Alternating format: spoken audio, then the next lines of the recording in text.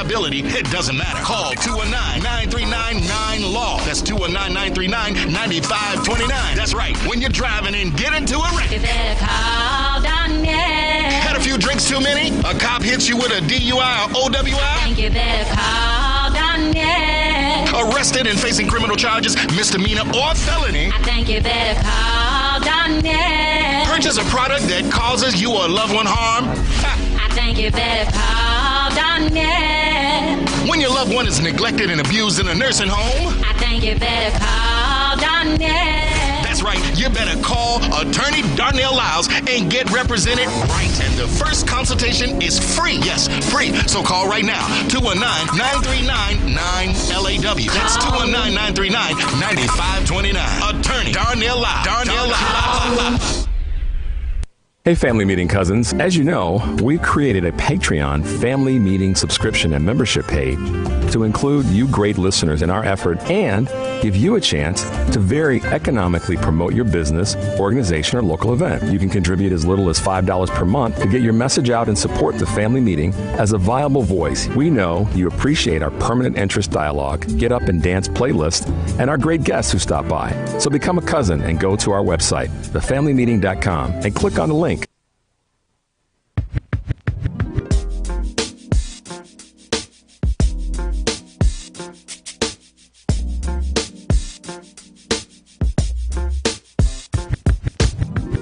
Hello, this is Dr. John Artis from Health on Earth Wellness Centers. You can visit us at www.healthonearth.org, and I listen to the Family Meeting.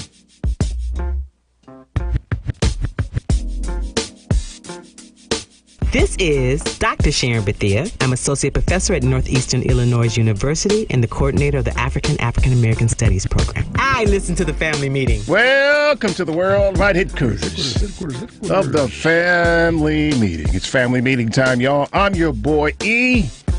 That voice there with the reverb is the black Asian dude himself. Hello. What's happening, partner? Hey, man. Y'all know how we do here every Sunday. It's a family meeting. And everybody gets a chance to talk. Yep. And we got something to talk about today. But first, grab your phones. Find us on social media. Like, subscribe, and follow us on YouTube, Facebook, Instagram, and I think TikTok. But I don't quite know how that works. And it might not be working or There's allowed to work. There's that for sure. That's where the conversation continues when we're not on the air. You want to check that out. But also visit our webpage, tfmradioshow.com. That's tfmradioshow.com. Our archived broadcasts, our music playlist, which is constantly changing. Yep. And a live video, at least the link for the live video of this broadcast is right there right now. That's tfmradioshow.com. Make sure while you're on the page as well, to mash that button, become a patron. That's how we stay on the air with your support. Click the button, become a patron for as little as $5 a month. You can help keep the Family Meeting around here. Do that for us, sweetie. Yep. The lines fill quickly, and I suspect they will today again. Lightning round. That's right, man. Number 773-763-9278. 773-763-9278. Our guest today is my dear. How long have we been friends, Cheryl? 20. Yeah, right around 20 years. Something like that. Yeah. This is Cheryl Maynard Norman. That's what you go by, or is it just Norman? Cheryl Maynard Norman. It's Cheryl. It's Cheryl, y'all. Cheryl. Yeah. Dun, dun, dun. Yeah. Almost nobody knows me by Cheryl Norman, so we'll go with that. Hey, Cheryl. How are you doing, girl? I'm good. I didn't realize this was live or being videotaped today, but thank you. You look fine with the Cubs hat and everything. Don't worry about that. Lessons learned every day. You know, it's the multimedia going on here. There you go. We're a big conglomerate. I love here. it. Right, with this big raggedy ass studio. Publisher of the Chicago News Weekly. Your paper is how old now? Ooh, a whole 6.5, almost 7 months coming up. What? Yeah. Almost grown. Yes, Almost grown. Got the training wheels kicked off. Yes. That's right. We Hard-hitting were journalism. fast. Hard-hitting journalism targeted for Chicago. Yep. With some young, energetic writers and some not so young as well. That's all right. About all manner of things, most especially the mayoral race in Chicago. Yes. I guess there's no way around it. That's right. Got a few things to say about that. Yeah. Even your boy has some articles in there. Yes. Eric is a beloved columnist. Contributing writer. That's right. Gotta love that. Gotta love it. And I'm so glad that you don't publish any of my contact info. He has great headlines. So nobody It's hits me great up. headlines. For sure. Made for media news. Yes, Yeah. absolutely. Yeah. So, listen, I've got, we've been on this justice system thing here recently, Cheryl. And so I had an occasion this weekend, and many people who listened last week know what I had to do or what I was involved in this week. An intern here, Austin Smith, lovingly referred to him as DJ Bubbles. Okay. He had a pretty bad car accident it was May of 2021. A drunk driver ran a stop sign out in front of him. He T-boned that car and killed both people in that car. The drunk driver ran a stop sign and didn't have neither one, the passenger or the driver, neither had their seatbelts on. Right. They were ejected from the car and killed on the scene. I had to go testify at a sentencing hearing Friday for Austin, where he was sentenced to 20 years, all but 18 months suspended, because a drunk driver drove in front of him and he hit them. I had a chance to listen to the prosecutor reiterate the argument that had Austin not been driving at a high rate of speed, had he been driving 10, 20, or 30 miles per hour slower, that this drunk driver who ran a stop sign would have made it through the intersection. And the judge almost gleefully and reluctantly sentenced him to 20 years and suspended all but 18 months because of a plea agreement. But you got the feeling that she wanted him to have 20 years. You didn't see Cheryl's face when it took a split second. I watched. I was just being quiet. Her face went from neutral to that query face that we get.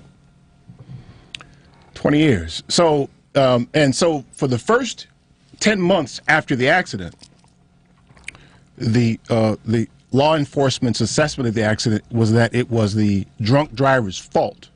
Surely. But the white mob went to work.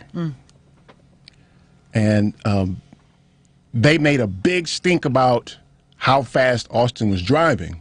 It's alleged that he was driving near 100 miles per hour. And thought that the blame should be laid on Austin. So the county prosecutor or whatever person does this decided that they were going to change their assessment from not Austin's fault to Austin's fault and charge him with 2 counts of involuntary manslaughter. After 10 months, they decided this. Unfortunately, he chose an attorney who was among the list of, Austin was a Washington, D.C. police officer, one of the police officers who was in the Capitol on January 6th, fighting off the insurrectionists. He's 26 years old. 26 years old. And Wait, he was a Capitol Police? Austin was? yeah, no, not a Capitol police officer, DC police DC officer. Police. Okay, Right. Metro Police. Okay. Yep. So he was coming home from work that night. It'd be around midnight, I guess, late at night. And he T-boned these people, ejected them from the car, and killed them both. And he had to be airlifted from the scene. Twisted his foot around backwards. His engine was in his lap after he hit them. He had to suffer through a near fatal accident as well. Absolutely. And because he was a D.C. police officer,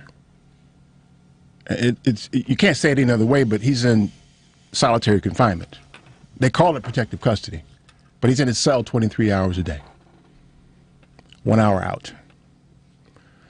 So there are some who say, well, 18 months, he got off easy.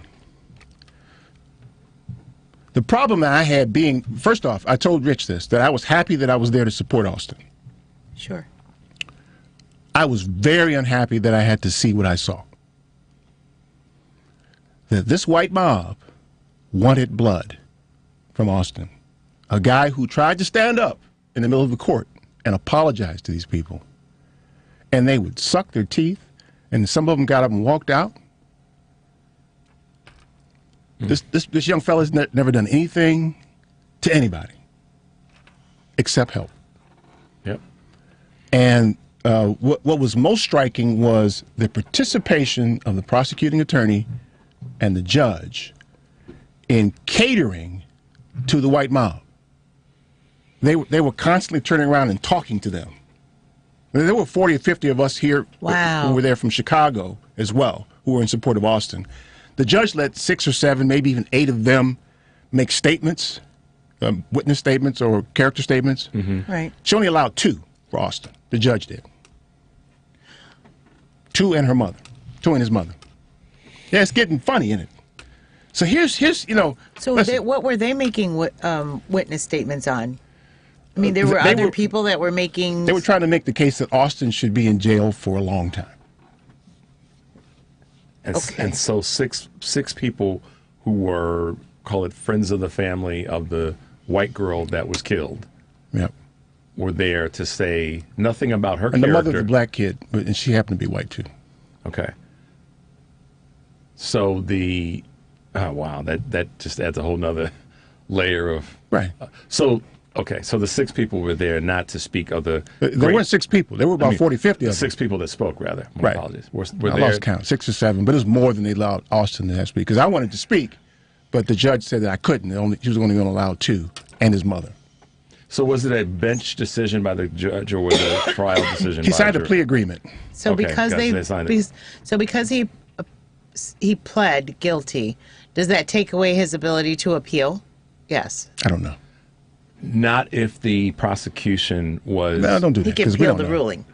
We don't know. He can appeal the sentence, right? Right. We don't know, but I did ask some folks this weekend But that is the reason that the Innocence Project came about, is because of those plea They deals. were there too, by the way. Really? Innocence Project Well, people. they should be jumping on that. They were there. I'm sure they will. So, listen, at the risk of making this a race thing, right? Because everything's, as they say, everything's racist, right? This is a global discussion of the justice system and us never really, or not just us, anybody, never really understanding the rules, right? Mm-hmm. Because if you're going to make the argument, if Austin was going 10, 20, or 30 miles per hour slower, you could also make the argument, had he not gone to work that day, Correct. they wouldn't have had an accident. Bingo. Had he have left where he was coming from, left work 5 minutes later, Right. or had he gotten off 3 minutes earlier, the bottom line is, had she not been drinking and gotten behind the wheel, It was a he, but Or yeah. he. Yeah, it was 2 people in the car. not been drinking and gotten behind the wheel, and not run stop sign. and not run, and then not worn run a the stop And seatbelt. wearing sign, their seatbelts. and wear your seatbelts, right? So So what if I kept thinking to myself, what if it was reversed? What if all of this happened the same way?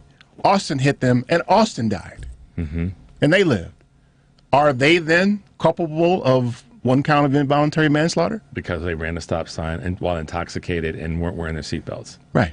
if the situation were reversed, Well, no, if they had lived and Austin had died, even though That's what- Austin still struck them. Is that what you're saying? Yeah. If Austin still struck them and he Yes. died, yes, would they have been? Yes. We would hope. we don't know.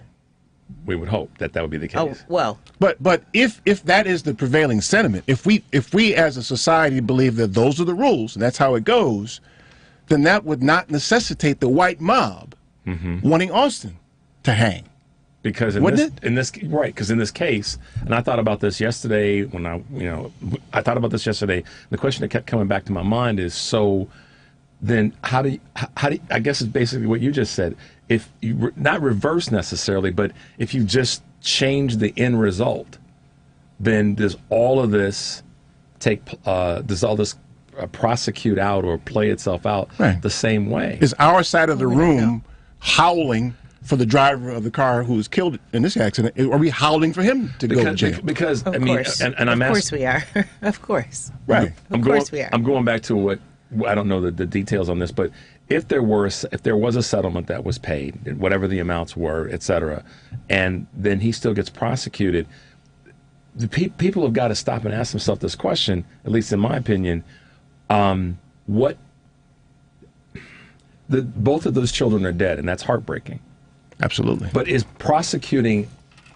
punishing Austin further than he already has been? And he's heartbroken by it. And bring them back to life, and it's not. And that's the terrible cruelty of accidents. And in this case, the culpability of the parties, you're not, no? Cheryl makes faces, man. You can't always read Cheryl. But not yes, right? Okay. So it would be difficult, I would think, for the judge or for the prosecutor to say we're not going to prosecute because he was breaking the law. But initially they did. Right. But you got to withstand the backlash. And he was breaking the law. And they were breaking the law. Everybody in the scenario was breaking the law except the girl in the passenger seat, right? And maybe even her, who knows?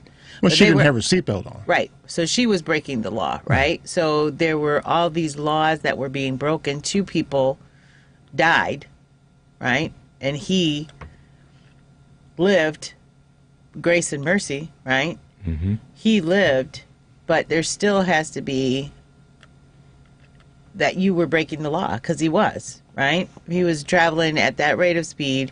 He was breaking the law. He was not in control of his vehicle, and it resulted in 2 people dying, right? Even if they were a fault, you still... So it's hard to say that. However, let's just call it over-prosecuting and being ridiculous, because they could have found him guilty and just gave him a suspended sentence. Or they could have... I mean, they didn't... So there's different... Right.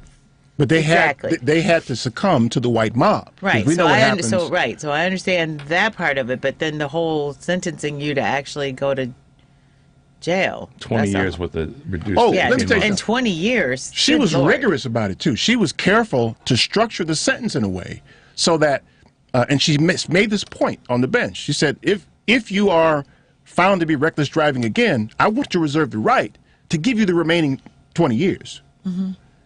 She wanted to tell him that. Mm-hmm. Now, he had lost his license already, licensed to be a police officer and drive. Mm-hmm. And he's locked up. Mm-hmm. It's on the ridiculous side. It is. And I see what you're saying, Cheryl, and I get that. There was an incident that took place, a crime, that needed to be prosecuted.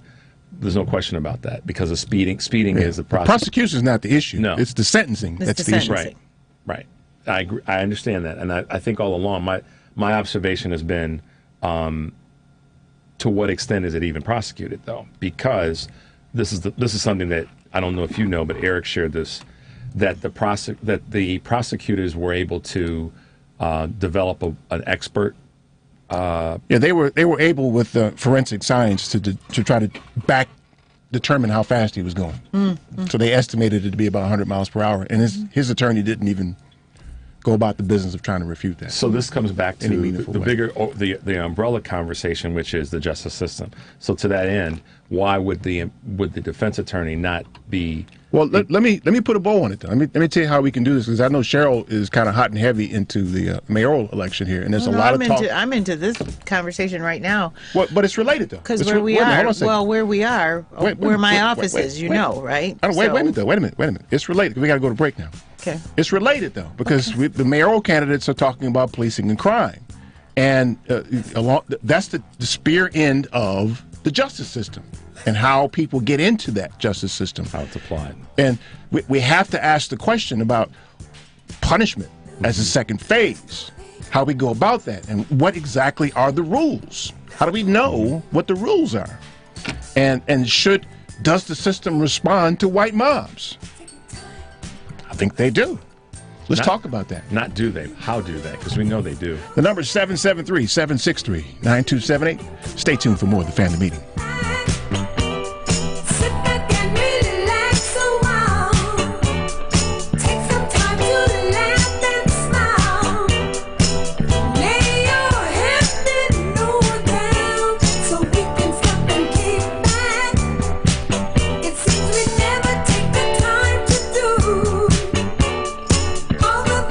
Hi, this is Patty Schuler. You can can get a hold of me at Patty, P-A-T-T-Y, at naturesrootedwisdom.com. Keep listening to Family Meeting.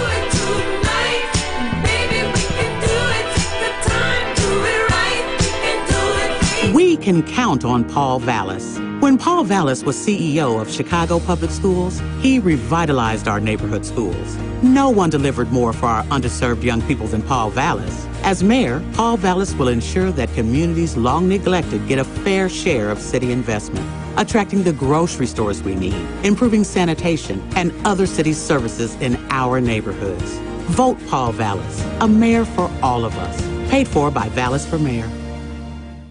A basic and essential part of any financial plan is savings. Most of whatever cash you have will be there because you put it there, not necessarily because of some fancy investment. Now with Save and Plan, Polaris has introduced a way for you to get empowering financial advice. Save and Plan is simple. Just sign up to save on a systematic monthly basis directly from your account and gain access to a planner and our planning services. Once you sign up to save, Polaris will help you develop a customized financial plan and give you a real person to speak with. Your dedicated planner is just an email or phone call away. Save and Plan offers empowering advice for everyone. Visit us at polarisadvice.com and call us today at 312-951-2606 or email us at polarisadvice.com. That's 312-951-2606 or email us at polarisadvice.com. Save and Plan, empowering advice for everyone. Securities offered through Lion Street Financial LLC, member FINRA, and SIPC. Investment advisor services offered through Lion Street Advisors LLC, registered investment advisors. Polaris Wealth Management. I'm Brandon Johnson. As a husband, dad, teacher, and county commissioner, I know firsthand the challenges facing our communities. I'm running for mayor to make it easier for working people and families to make it in Chicago. To stop the crime that's paralyzing our city by getting serious about addressing the root causes of crime, mental health, poverty, and hopelessness, and to get tough on fighting the waste in the CPD budget. As mayor, I'll train and promote 200 new detectives and hold officers accountable if they abuse our trust. I'll make our public transportation safe and reliable, improve our schools, and strengthen our neighborhoods by investing in the people of Chicago. I'm the only person running for mayor with a balanced budget plan to do these things without raising your property taxes. The only one.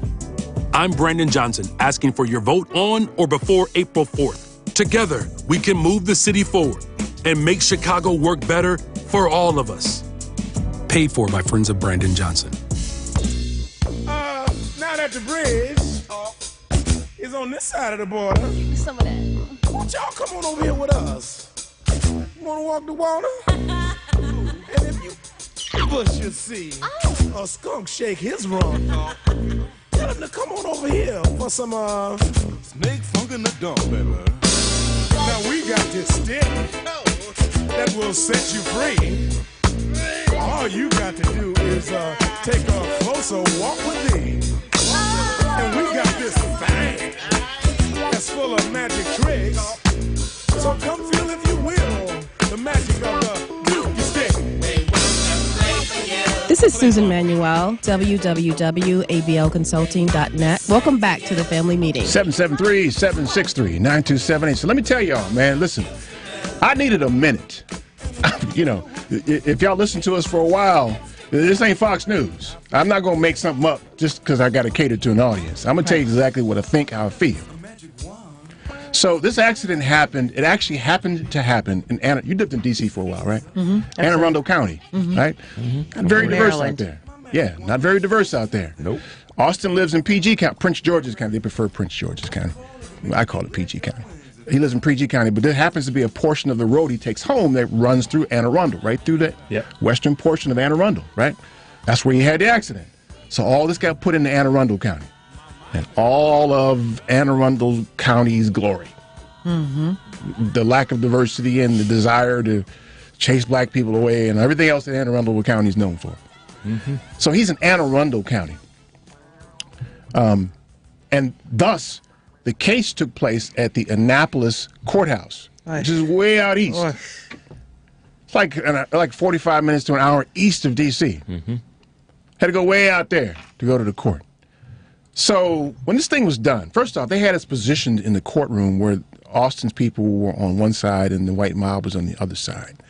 And they were in front of the door. So there was no way to get out unless you literally walk through them. and your boy don't like white moms. I ain't afraid of them, but I don't like them. I need you to look at me some kind of way, and you're going to see these hands. That's what's going to happen, right? And I think that the generous officers there saw that in me. I think they saw that in my eyes. And they just like, wait a minute, wait 1 second. Let's let them get out first. I was like, player, I want to go now. So get them out now. So somehow it got negotiated and they got out. They got all the way out. But they were out there in the hallway. Mm-hmm. My hands are still loose.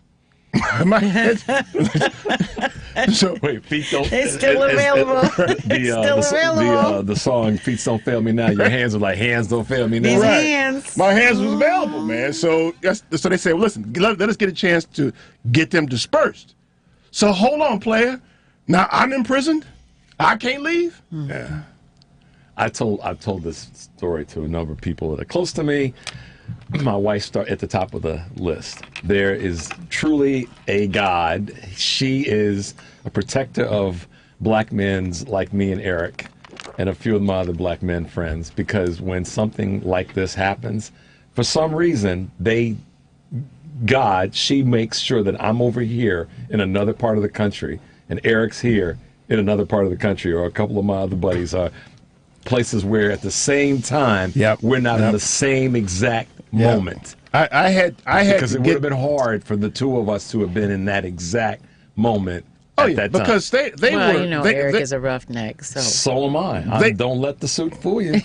They were a real disorderly little crowd, like they normally do, sucking their teeth. Austin got up and tried to give this really, really tear-jerking apology to them, and we know Austin. Mm-hmm. He's hurt by this. And they just like, and some of them got up and walked out while he was talking and all that kind of stuff. But not even interested in, see, that's the thing about issues like this, right? When we see somebody in Chicago, for instance, we see a kid discriminately shooting into a crowd and he kills a child or whatever, right? I mean, his life is ruined too. We don't have any sympathy for him, typically, when we should have some, I think. Because it was a sum total of a whole lot of activities that happened to him before he got to the point where he thought it was a good idea to shoot into a crowd. Or things in a Walmart. Right. Or something. In Walmart last night. Did it happen? That's right. I saw it this morning. Something happened to them before they did that? Right. It's all kind of antisocial behavior that has a root in a whole bunch of mistreatment and bad outcomes before you get to that point. Mm-hmm. And so the same thing with Austin. I mean, he was speeding. I'm not trying to minimize it. I'm not trying to minimize their lives, but he was speeding. He didn't make a good decision that night. Something everybody does. But his life is ruined too, right? So the system doesn't allow for the creation of sympathy of everybody who's lost things here. It's just both sides, and we're all enemies. Punishing But your boy had to get the hell out of Annapolis because this idiot attorney that Austin had wanted to debrief with us afterwards.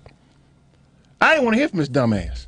I just got in my car, and I had to be careful that I didn't speed out of there, so they didn't get me too. But I got the hell out of Annapolis. I'm gonna tell you exactly what I did. I went to a place where I could find the most black people.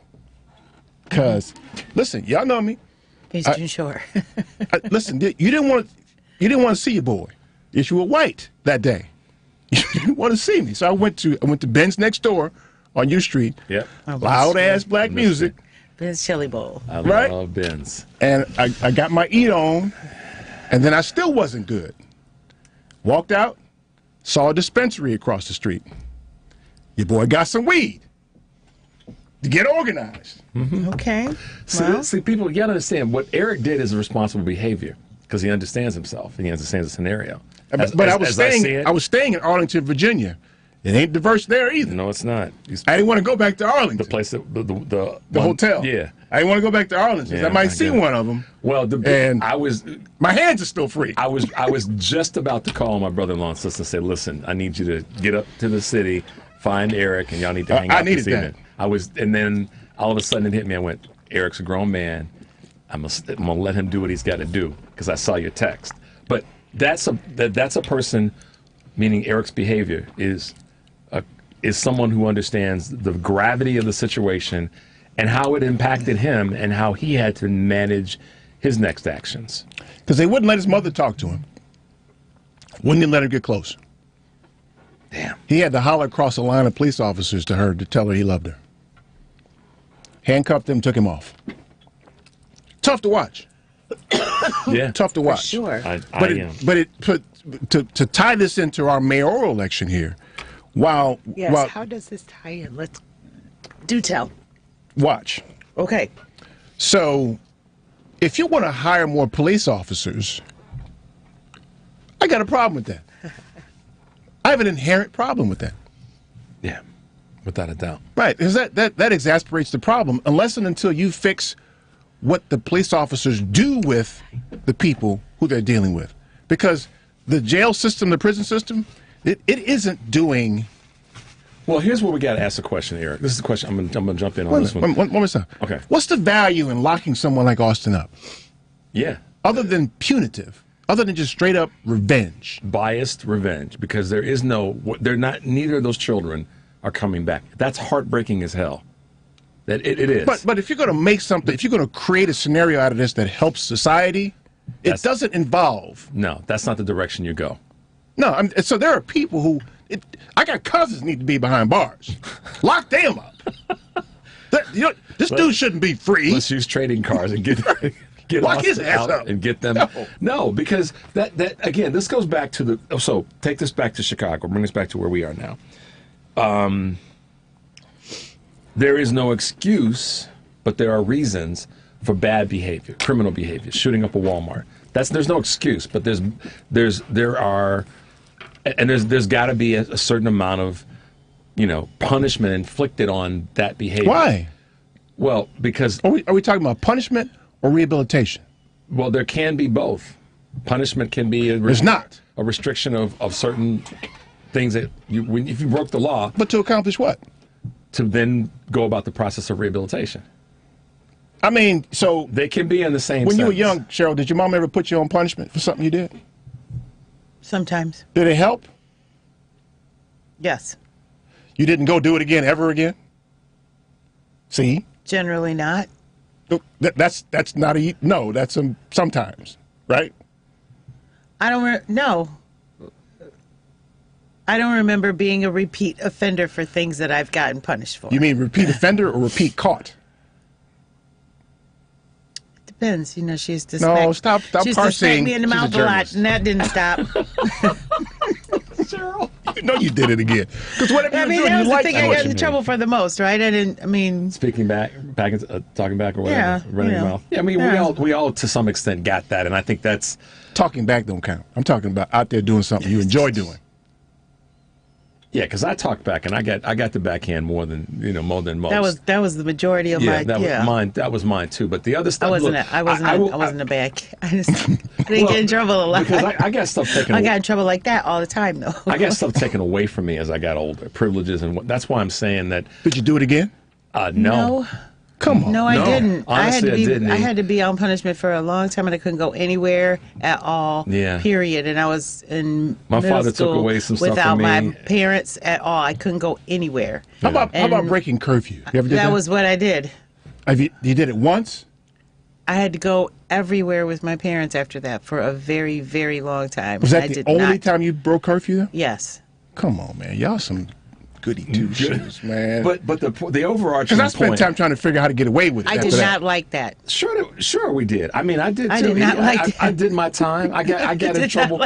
I wasn't a repeat offender. I was a repeat of the same thing, other than back talking and running my mouth too much. Here we are. But the stuff that I got caught doing, or the stupid things, one time was all it didn't happen again. Right. Because my parents were very, very pristinely clear.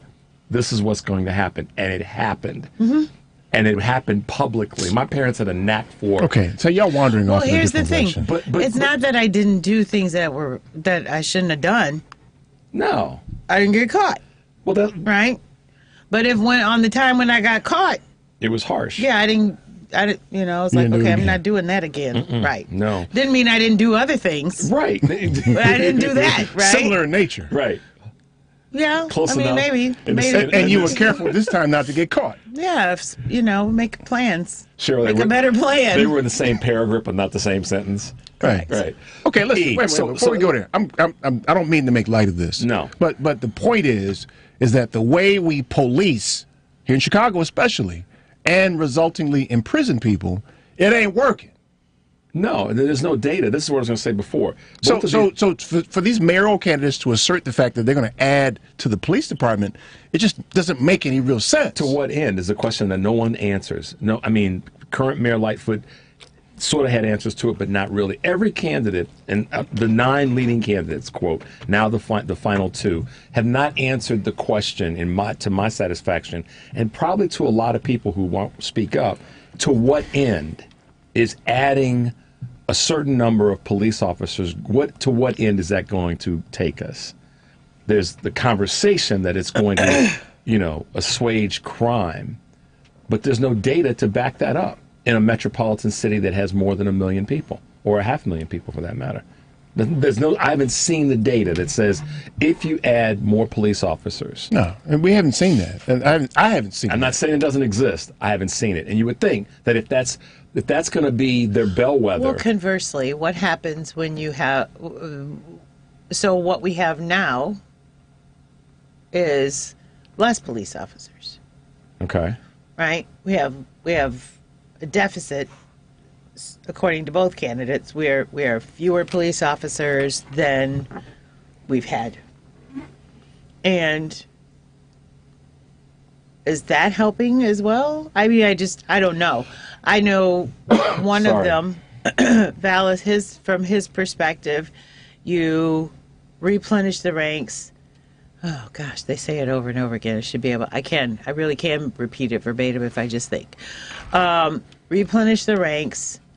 Bring in the officers, promote from inside, promote, up the ranks from inside, take those officers, push them down, and establish community policing, meaning the police know the people in the community. They know who lives there. People that live in the community know them. You rebuild the trust back and forth with each other because it's not just random people going around. There's a problem with randomness is what basically he's kind of maybe hinting at. Yeah, but Cheryl. With Brandon, on the other side, with Brandon, he's saying we have enough police officers. We don't have enough detectives. Both of them are saying, increase the number of detectives to be able to solve the crimes. He's saying we don't have enough detectives. So we're going to promote 200 of the, number and the ranks that we already have and promote them into detectives. And then you'll be able to solve crimes, right? One of them has a program, and is making plans for dealing with returning citizens that are coming out of incarceration. To reduce recidivism. To be able to reduce recidivism and to continue with or establish rehabilitation. And I know Mayor Lightfoot was also working on that as well. I don't know, don't hear Brandon talk about that very much, if at all. Mm-hmm. But I do know that that's where, on the Vallis side, and then it was on the Lightfoot side as well. And with some of the other candidates as well, right? Rod Sawyer had that same thing as well. But listen to the cynicism of that, and we got to go to break. But listen to the cynicism of that. Let me give you an analogy. If you have a grocery store and you hire 25 cashiers, and you just fill it up with cashiers, when the flow of customers drops, you don't need the cashiers anymore. Right. The cynicism is you're going to hire, promote all these police officers that will be permanently on the job as a means for reducing crime. If it's a permanent solution, at some point you don't need them all. True. But they're doing it, and they don't expect it to be a permanent solution. Because they expect adding police to be a permanent solution. Right. That solving crime not being one. Right. If you're going to go about the business of solving crime, you bring in temporary people to meet the demand. I think that one, the one who's on the side, or Vallis, has a plan about adding temporary people. I mean, that is part of what he says. Right? Let's talk about it. 773-763-9278. Stay tuned for more of The Family.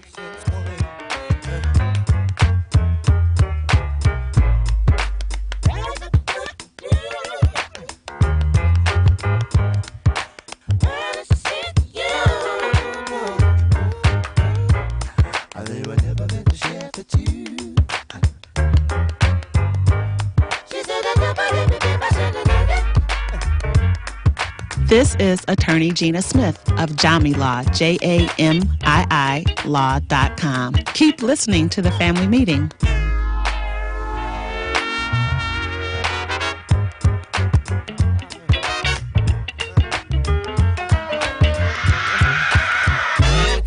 You have a pain that won't cease, a health issue that's not getting better. It may be time you visited Health on Earth Wellness Centers. With over 20 years experience, 4 Chicagoland locations, and patients that range from 2 months old to 93, Health on Earth Wellness Centers are fully prepared to meet all your chiropractic needs. We have state-of-the-art facilities in Crestwood, Tinley Park, the South Loop, and Naperville. Don't let being healthy be your last resort. Make it your first choice. Make an appointment today at healthonearth.org. That's healthonearth.org.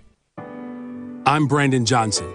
As a husband, dad, teacher, and county commissioner, I know firsthand the challenges facing our communities. I'm running for mayor to make it easier for working people and families to make it in Chicago, to stop the crime that's paralyzing our city by getting serious about addressing the root causes of crime, mental health, poverty, and hopelessness, and to get tough on fighting the waste in the CPD budget.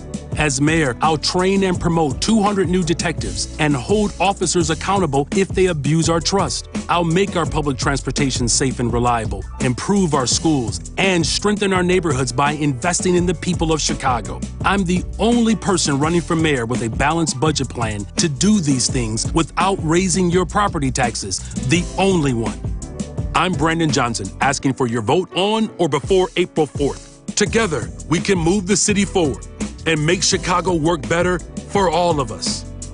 Paid for by Friends of Brandon Johnson. A 2016 study estimates that 13.1 million Americans were victims of identity theft that year. Fight back against identity theft by signing up for Identity Guard. Identity Guard monitors your credit and identity information with alerts that can help you respond quickly if certain changes indicating fraudulent activity are detected, as well as help protect your computer from viruses, keylogging, and other serious threats. Plus, with Identity Guard's dynamic credit management resources and tools, you will have helpful information as you make better financial and credit decisions. Identity Guard includes $1 million identity theft insurance and lost wallet protection, and more if you ever do become a victim. Protect your ID by visiting lookaftermyid.com. That's lookaftermyid.com to securely sign up for Identity Guard today.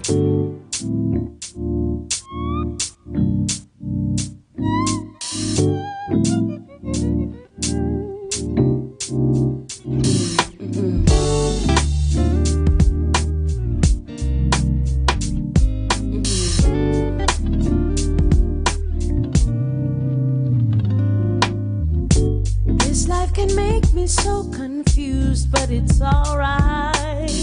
Living day by day, I feel so used, that ain't right. I just wanna run and hide, but I don't have the time to cry. It's alright, it's alright, alright. This is Paul Mark Wallace, president of NSYNC Consulting Services.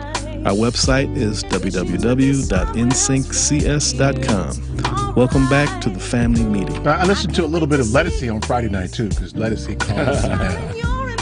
Yeah, you said that before. Her songbird voice. Sing it! Absolutely. Sing it, girl. So, go ahead, Cheryl. You were talking. Oh, I don't know what I was talking about. Okay. I was just saying about the just the policing thing overall. I feel like it's an important conversation that we're having, and a debate out here that we're having about which way is the right way to go with it. I agree. It's got to be figured out. I still haven't decided which way is the right way to me, which one feels the most right.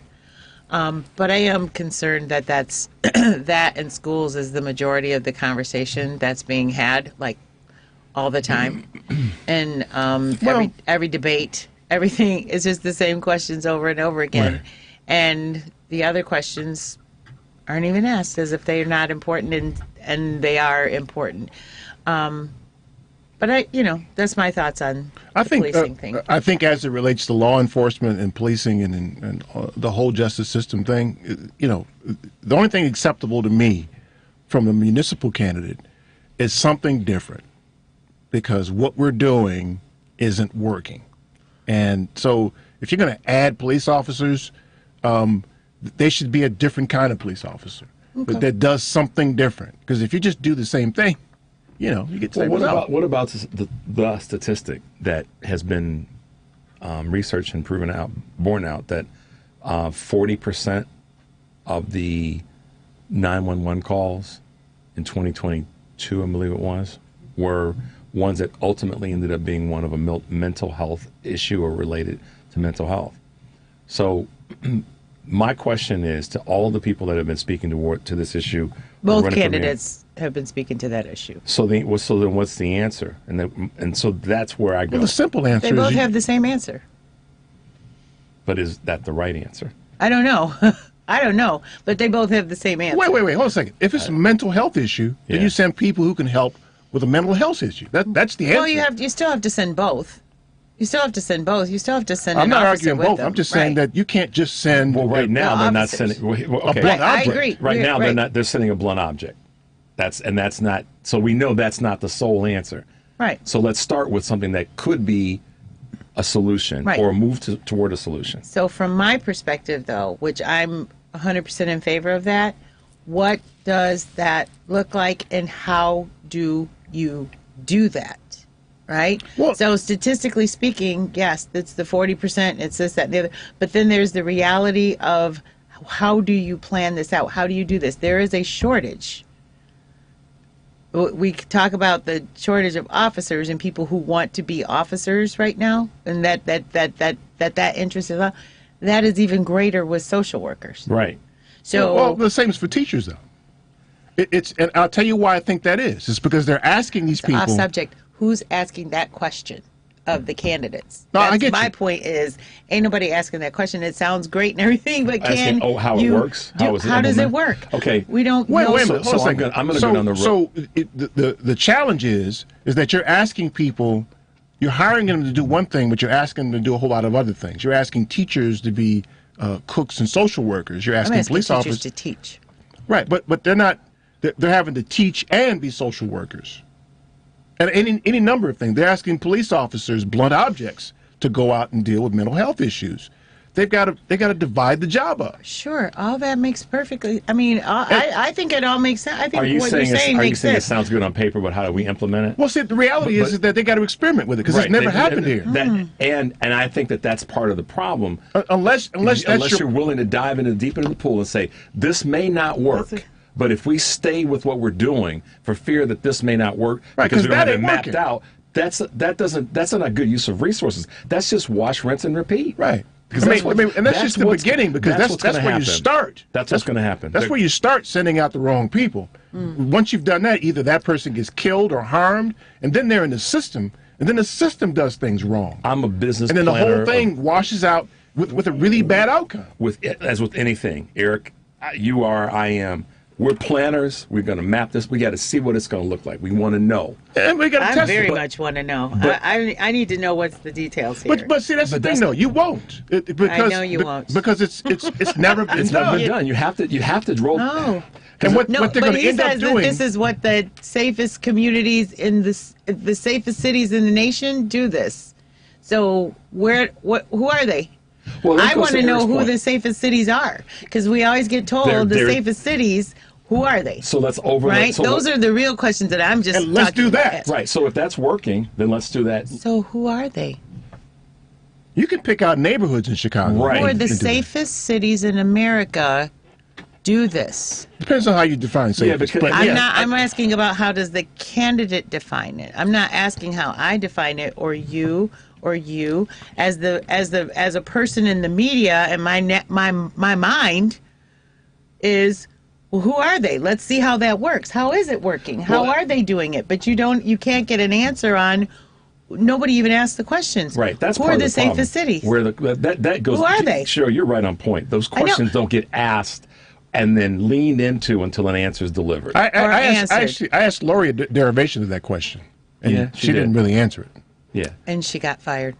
She sure did. Well, but we're looking to hire.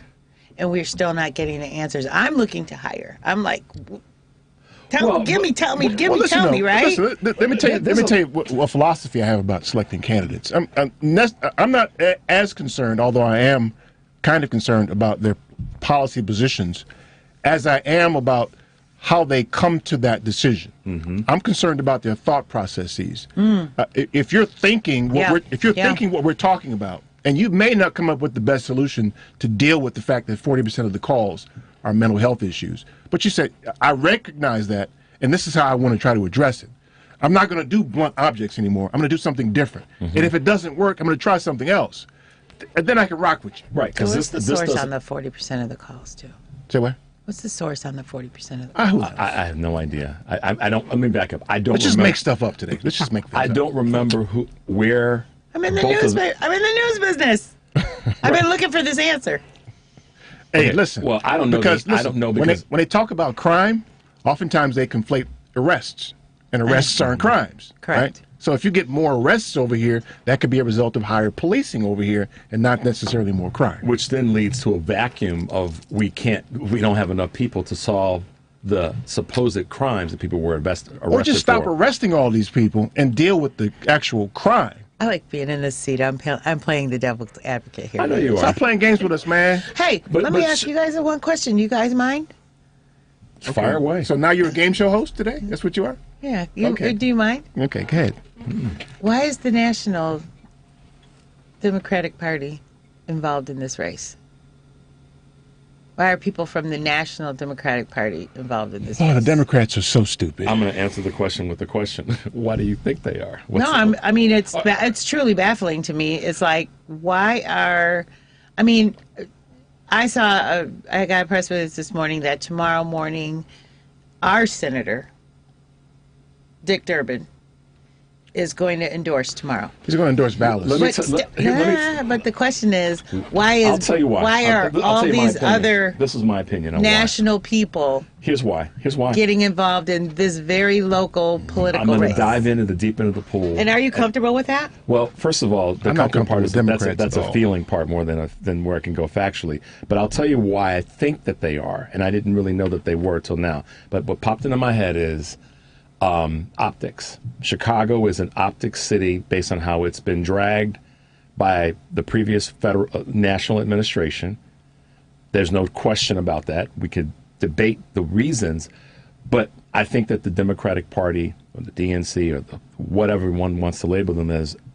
No, it's the progressive wing of the Democratic Party. Okay, so however we're labeling whoever they are, right? It's optics. It's a way to say that we're gonna put a flag in the because Bernie came out for Brandon, as did he'll be here this week. AOC. He'll be here this week. But they identify with Brandon though. I can see that. What other city is? Why are you squinting? What other city is dogging? What are the top 5 cities in the country? Y'all hear this? What other of the top 5 cities in the country, based on population, is being dogged like Chicago is? Name one. And they are. That's what comes off their lips right away. So I get that. I think that's where the optics piece comes in. They may believe in what Brandon believes in or what Paul believes in. Well, but that's the part that I think is driving some of it. So I've watched AOC work, right? And she pursues things in a way that I would characterize as pseudo-intellectual. And I think that some of Brandon's proposals are her opportunity to deliver proof of concept. Bingo. For what she believes. But what about the people of Chicago? And what way? So when this is over, and then they all go back to their own stuff. Well, you've already gone back. You heard me ask the question. And we're all because there's a lot of infighting going on here behind this election, which I think is reprehensible, right? And so, and a lot of it is being stirred up from a lot of different places. But I think it's interesting because we've not seen this in the Democratic Party, where the national Democratic people come in, and regardless what anybody else says, because politics are politics, and unfortunately, letting someone Wait a minute, didn't Obama come here for Rahm? Yes, but Obama was our senator from here. This is home. He was president, he didn't go to somebody else's mayoral election. So you're saying that it's okay for Durbin and or it's a state. Right, but it's not for Bernie and No, I'm not AOC. saying it's not okay. I'm just saying it's not. It's unusual. Wait a minute. Why are you asking the question? Because I just wondered why. I mean, because I feel like it's just I'm noticing everything about what's going Chicago on. is a hot spot politically. It's a representation of where we are when it comes to some of these justice issues, when the conversation about crime, the greater issue about guns. It is. I think that is it's an opportunistic. It's an opportunistic thing. Almost was redundant for them to state their case and get behind what they believe. I'm having trouble caring. Why? But yeah, I don't. Me too. I don't really care why. If it's why do you care? Or you what's your you're real still curiosity? just curious? I just think it's odd. Based on it hasn't happened before. Yeah, we just know it has. Well, it hasn't happened. It's not something that you typically see out of the Democrat side. Well, yeah, it you is do, something 'cause that you saw it in West Virginia when they invaded West Virginia against Manchin. That's Senate. This is a mayor. This is a city. Well, the mayor. but it's not unprecedented for them to go outside of their the district. mayor. It's a mayor. It's a local race. It's not a big one, but we have but it's seen Chicago, this. though. It's very Trumpy. But it's Chicago. That's the other. And we didn't like it. To me, it's. You don't like it? We didn't like it when Trump was doing this stuff. It was big. It's very Trumpy. We didn't? When Trump was getting involved, well, people didn't like it. It was a big topic Well, they don't like on him, the period, news, though. right? That he. Well, I don't. Who? He's a. He can't even come to Chicago. The man has no moral turpitude. Listen, But I'm just having saying, trouble it's just caring. weird But to it's see that. it's not. It's not. Okay, I'm not You saying have it's to not give me weird. that, 'cause it's weird. It's not different. something that's usual. It's different. I'm from having what we're used trouble to. caring. But a Okay. national That I endorsement. Yeah, I don't really quote care, but a national endorsement or someone that believes in what I believe in, and Bernie's following whomever. There's nothing wrong with that. It's just different than what we've seen. I'm not saying there's anything wrong with it. I know. I apologize if that came off I'm that just way. talking about all the anomalies in this She's race. just asking are these game show very- questions because she's a journalist. That's what she does. I know. She's trying to be provocative Well, today, she's- right? So you play too much. She's giving. You play too much. No, this is Cheryl. what she's doing. I'm gonna call it out too. She's giving herself a landing spot if one doesn't work or the other one You does. play too much, Cheryl. And that's what a journalist should do. You play too much. We ask questions. The number is 773-763-9278. Stay tuned for more of the Family Meeting.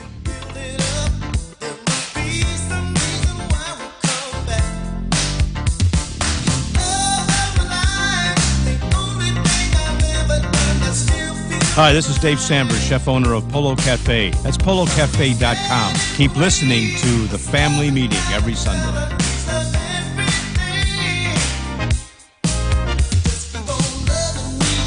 Polaris is introducing a way for you to get empowering financial advice, save, and plan. If you are like a lot of people, you'd like to work with a financial planner, but don't know if you earn or have enough to invest. Save and Plan will allow us to work with nearly anyone from young professionals to retirees looking to travel the world. Save and Plan is simple. Just sign up to save on a systematic monthly basis directly from your account and gain access to a planner and our planning services. Once you sign up, Polaris gives you a customized financial plan, a real person to speak with, and information to help you make good financial decisions. Your dedicated planner is just an email or phone call away. Save and Plan offers empowering advice for everyone. Visit us at polarisadvice.com. Call us today at 312-951-2606 or email us at polarisadvice.com. That's 312-951-2606 or email us at polarisadvice.com. Save and Plan, empowering advice for everyone. Securities, insurance, and advisory services offered through FSC Securities Corporation. Member FINRA SIPC. Insurance services offered through Polaris Insurance Agency, Inc., which is not affiliated with FSC Securities Corporation. Joan Esposito, live, local, and progressive on WCPT Willow Springs is powered by ComEd. See how ComEd is preparing for a clean energy future at ComEd.com/clean energy. Paul Vallis was one of the best CEOs for Chicago Public Schools we've ever had. I know, I was there. My name is Dr. Joyce Kenner, former principal of Whitney M. Young Magnet High School. Paul Vallis made a tremendous difference in the lives of our students. He built schools on the South and West Side and awarded a majority of contracts to minority and women-owned businesses. Test scores for math and reading under his leadership went up. I trust Paul Vallis to deliver as mayor. Paid for by Vallis for Mayor. Hey Chicago, are you always on the go? Take the new Shy 311 app with you to find the information that you need, submit non-emergency city service requests, and much more. Download the new Shy 311 app, built with Chicagoans for Chicagoans. That's Shy 311 on the App Store or Google Play, or check it out online at 311.chicago.gov. Stay informed with Shy 311. It's your gateway to Chicago services. A toast to the booty. We'll dance to that. Or how else can you capture a boogie if you don't attack from the back? To the rear march. My name is the one some people call the phone. Said my name is the one some people call me the phone. When I find a vacant booty, I move as hell over. I'm like a camel, humping the fleas. I'm up to my bones, yeah. This is Michelle Duster, professor, public historian, and author of Ida B. the Queen, The Extraordinary Life and Legacy of Ida B. Wells. Welcome back to the family meeting. 773-763-9278. Yeah, so the best part of the broadcast, y'all miss. It's the argument that happens between on the breaks, man. Y'all miss it all, man. But we're still here. Nana boo boo, I get it, you don't. So let's hit these phones here, man, because I just ignored people. Let me get Jim calling from Chicago. Hey, Jim, what's new, man? Hi, guys. I feel like a moocher. I don't know how do I send you money if you're anti-computer? If you play around the drink store occasionally on Sunday. What, do I call the guy and ask for the address, or how do I work it? Anyway, you guys can work it out. I was going to say, now this traffic case with this kid down there doing 18 months, this is a perfect case for him, rather than being there active for 18 months, going to driver ed classes all over that Washington part of Washington City he lives in, demonstrate his poor foot that he demolished, and it would sink into the heads of some of these 50-year-old kids going for their driver's license. It would save a lot more lives than them sitting in jail for 18 months. Yeah. And another thing, if you had enough money, you could prove, let's say, for instance, you were loaded with dough, you could prove that the car was faulty. You could debate that speed until the cows came home. That case could have went on for years. But as far as the mayor's case, I'm jumping all over the place. But the mayor, I vote for Brandon Marshall because he's more Democratic than Vallis in my mind. And I vote for Democrats when I vote. I've been voting all my life, and I just vote for the most Democratic candidate. He's the most Democratic candidate. And he's also talking about futuristic things about getting at poverty, getting at the root of crime. Some people steal to survive. They steal to survive. Mm-hmm. If they don't have money to expunge their record, it follows them till the day they die. So the mistakes they make when they're young, they pay for the rest of their life. Mm-hmm. And that isn't fair, in my mind, because if you're wealthy enough to get it expunged and so on, you can go on from there. But with these kids, think about it. You come out, you're a marked person, you can't get a job, or you can't get a decent job, and you go from one bad development to the next bad development. But if you can work that out with the guy on the phone, I'll call next week, because I don't go, I'm complete electronics. I don't go near electronics. You know what I mean? I'll call you guys next week. You guys have a good week, a good day. Thanks, guys. Thanks, Dave. Take care, man. Thanks, Jim. Jim, I'm sorry. Let me get Dan calling from Lombard. Hey, Dan, what's on your mind? Well, boy, there's a lot going on, a lot of moving parts today. Mm-hmm. More cops is not going to solve the problem. We keep throwing cops at the problem, and that's not solving the problem. We know that because both New York and L.A. have a fewer cops per capita, and they have lower crime rates. So, like you said, what are they doing that's right? And let's do that. That's one of the things. Two, I think Chicago is one of the most segregated cities probably in the world, certainly in the United States, and that's another problem. So consequently, we have to look at that. Prisons don't work. We know that because 75% of them end up back in jail. And interestingly enough, I had a buddy that was in the criminal justice program in school, and rehab judges give longer sentences than punishment judges. And that's counterintuitive because, well, they think, well, if they stay there longer, they'll get rehab. Prison teaches criminals to be better criminals. Mm-hmm. And it, first of all, it's escape from New York. It's throw everybody in, your poor friend Austin, I'm sorry, bad with names. DJ Bubbles. He's going to be going in with murderers, rapists, and the worst of the worst.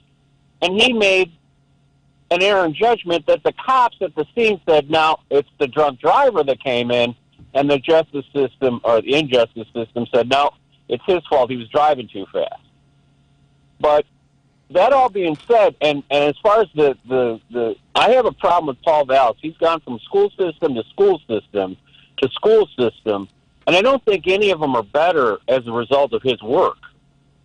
That's my impression. He went down to private. He's about privatization of public education, which makes public education worse for poor people. It just gives rich people. It's a tax break for rich folks, is what it comes down to.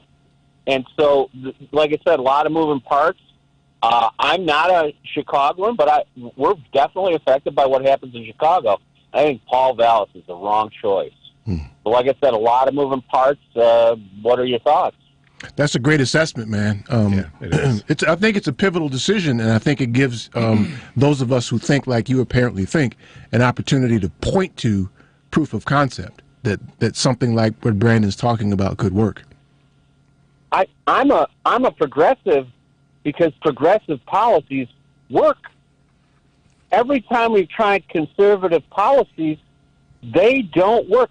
40% of the money in the city budget is going to the police force and the cost thereof from lawsuits and so forth. The deficit and the cost of lawsuits was almost a one-to-one relationship a couple years back. Now, I don't know. I like fire protection. Firefighters, I've never met a firefighter I wouldn't want to live next door to. Okay, that might be a different experience for persons of color, but generally speaking, they're decent human beings. I'm not saying cops aren't, but there's something about being a firefighter and what you do for a living. It just draws those kinds of folks. So maybe we need to find and define what the job of public safety is, so it brings people who are not wanting to be thugs and bullies. Sometimes I think there are officers out there that are just a criminal with a badge and a gun. And so if there's 40% going to that means fire, streets and sand, every other city service, they have to split up 60%. Fire protection's got to be expensive. That leaves nothing or very little for the problems that we really, really have. But that's why I'm progressive, not because I'm a bleeding heart, because I look at the policies, I look at the results of the policies, and progressive policies solve problems. They don't just punish people for things they don't like. That's right. Yeah. Fair? Thanks, Fair Dan. enough, man. Good input, man. We appreciate it today. Glad to hear from you, Dan. Thanks. Thank you. Okay. Have a great one. You too. Bye-bye. Okay, so I don't know if we spelled this name right. I think this is it Azalea? Is that supposed to be Azalea? Azalee? Azalee? Are you there? From Villa Park? Azalee? Is she on hold? Oh. Okay, I'll just put it on hold here and then get Debbie calling from Old Town. Hey, Debbie, how are we? Hey! Oh, I can't believe I got through. I've been trying to call every week for years. You have not. Stop lying. Call early, girl. Seriously. I have, and then sometimes I just can't wait that long. All right. I'm going to get you first next time. What the previous guy said echoes so loudly what I wanted to say. Vallas is more of the same old. Do away with public schools, charter schools, all the stuff that's ruined us so far. Brandon Johnson is a true progressive. He has good ideas. They just have to be brought to fruition if he's given the opportunity. But what I called about was something that I saw this week that I could sit there and think of you and just wanting to get to the phone and talk to you about it. And it was an opera at the Civic Opera House on the Lyric stage, and it was called Proximity. And it was absolutely brilliant. And it's about the black condition, and it takes place in Chicago. It's in 3 major parts, and it breaks it down, and I was so emotional. You know, you see operas, someone loves, falls in love, dies, gets killed, you know, love, unrequited, whatever. This was brilliant. It was so touching, and it was so cheerful, and it wrapped up everything you've been saying all this time in 2 hours. I highly recommend for everybody that can to see this piece. What's it called again? Proximity. What's it called again? It's called Proximity. And it's an opera? It's an opera. It's an opera. It's at the Lyric. It's brand new. It's a premiere, world premiere, and it's about Chicago and the black condition in Chicago. Right. Do they have any funk in there? Any funk music or any hip hop at all? Anything like that? Nope. Well, damn. They're singing their hearts out. Right. They're singing their hearts out, and the voices are magnificent. It's an opera, though? Yes. It's an opera. It's an opera. Yeah, a lyric opera. No funk? Well, so was Tommy was an opera. I mean, you know. You know, but it's absolutely brilliant, and it's Okay. 2 hours with a 25-minute intermission, and I guarantee you will leave with a heavy heart. You will leave knowing a lot more than, I mean, I left. I'm a Jewish girl from Rogers Park. What do I know? You know, other than that I've lived life. And the only relationship that anyone was ever against me, their parents were ever against me, was when I was dating a black man. So hold on, Debbie. So will I fall asleep, you think? I mean, this is an opera, right? Absolutely. If you fall asleep, you're not alive. Okay, I died. Okay. Arnie Duncan is featured in it. He's like one of the characters featured in it because he has Creed, is it called? This community outreach program. Yeah. Creed. Yeah. And Cred or Creed. It is so. He's featured in it. A lot of really important Chicago black people that have been hurt are pictured in it. It's brilliant. It's just brilliant. Okay. All right, we're going to take your recommendation. I'll probably grab my mother-in-law and see if she wants to go, and we might check that out. And I'll do my very best to stay awake. You will watch it, and all I could do was I kept wiping tears from my eyes. It was so powerful and it gave me such an impact. And I see every opera. This is nothing like anything I have ever seen. Okay, you know your boy's not a big opera dude, so I got to find a way to digest this one. Okay. Well, I hope you can. I'm gonna go because you said go, but I'm gonna have a hard time. I think I'm hoping I report back next week if you can. I'm Okay. Yes, ma'am. It's not. It doesn't have a long run, but I met some of the people that actually wrote it and produced it. Mm-hmm. All I could do was stand there, and tears were coming in my eyes. I felt so silly, but it's so powerful. Okay. So powerful. I'm going to tell them that Debbie sent me, and I'm going to go check it out just because you said so, okay? Please. Okay. Yes, ma'am. Thank you so much for taking my call. Okay, good to hear from you. Don't be a stranger. Thank you. Okay. All right, Debbie. Bye-bye. Not to be. Okay. Bye. See ya. Bye. Opera, man. So that's the second one. Second. So last month, February, at the Lyric Opera, they had the first one, which was called Factotum. And that was also Did you go? a black opera. Yes, we went. And it was in... Who's we? We went. It was in your paper. And And I'm it was a hip hop opera, but it was an opera. It was a hip hop opera. Yeah, it was based on the Barber of Seville, but it was here. It's based here in Chicago, and it was a Chicago barbershop, and it was a. I just see fat dudes singing. It was off the chain. We have a so huge, very, very good. We have a huge lean. Why don't you tell me about at that? the Lyric, and so there. Why don't you tell me about it? Some of the world's best opera singers look like the three of us. Yes, absolutely. I mean, the best of the best. So we grew up. We'll go into opera though, because my mother loved opera, and so we grew up going to the opera. See, listen, at the same time as a youngster, I had cream of wheat. Yeah. To this day, I won't eat cream of wheat because I had it young. So I went to the opera a long time ago. I had a girlfriend who was in fine arts when I was in college. Yeah. She wanted to go to the opera. I was like, never again. Well. Never again.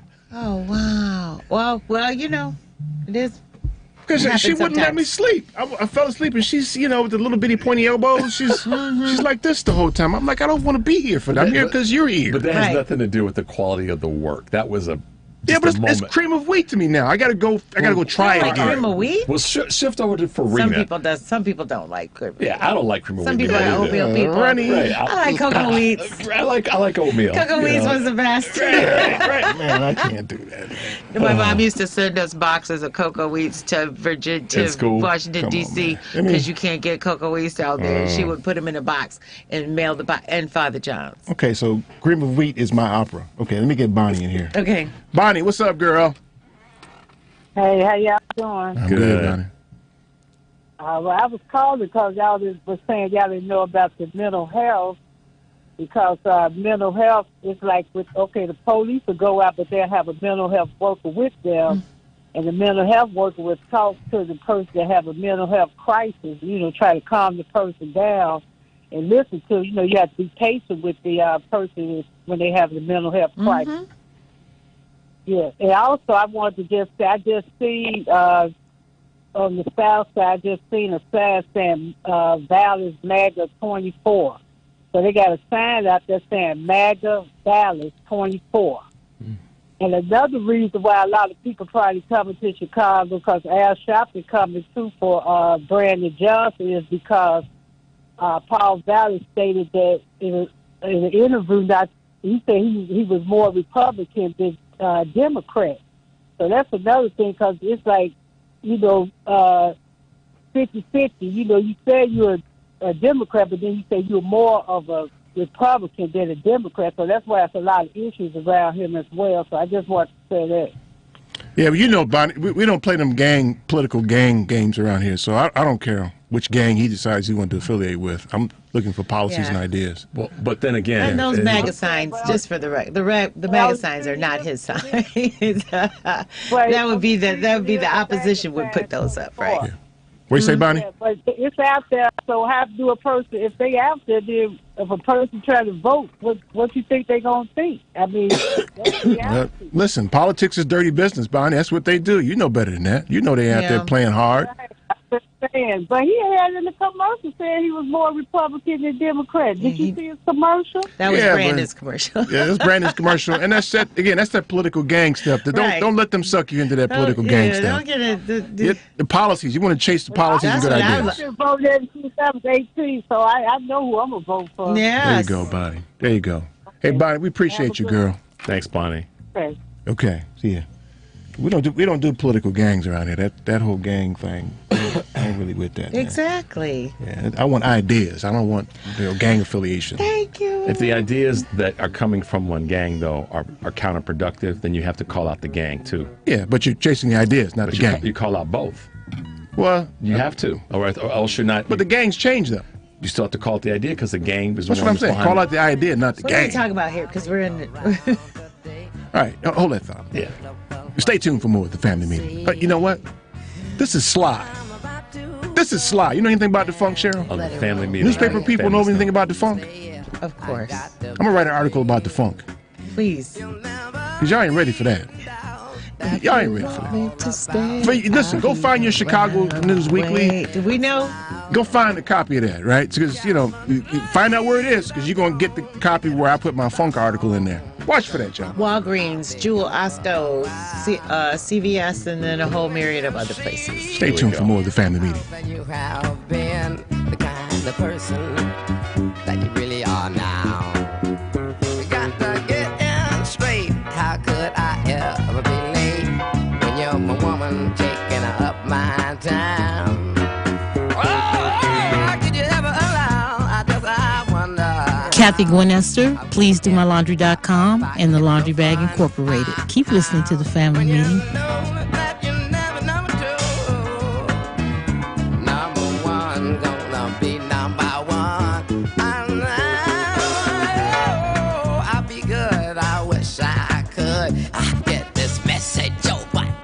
Itsashort.com. The website is itsashort.com, spelled ITSASHORT.com. We are the best designation on the internet for award-winning short film, video, and web series. Artists are from all over the world. They are award-winning from various festivals, but you can find us at info@itsashort.com, customer care at itsashort.com, and we'll get back to you straight away.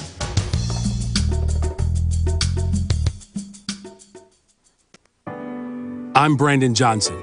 As a husband, dad, teacher, and county commissioner, I know firsthand the challenges facing our communities. I'm running for mayor to make it easier for working people and families to make it in Chicago, to stop the crime that's paralyzing our city by getting serious about addressing the root causes of crime, mental health, poverty, and hopelessness, and to get tough on fighting the waste in the CPD budget.